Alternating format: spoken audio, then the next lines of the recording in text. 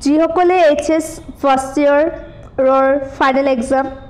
দি আছে তেওঁলোকৰ বাবে এটি গুৰুত্বপূৰ্ণ খবৰ যে পৰীক্ষাসমূহ কেনসেল কৰা হৈছে আৰু এইখন হৈছে নোটিছ স্ক্ৰিনত দেখা পাইছা তোমালোকে Assam state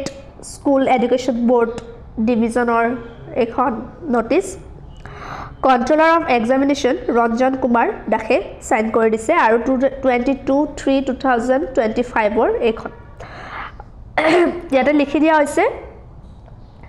exam paper leakage হোৱাৰ বাবে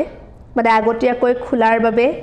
কি কৰিছে তেওঁলোকে 24 মাৰ্চৰ পৰা 29 মাৰ্চলৈকে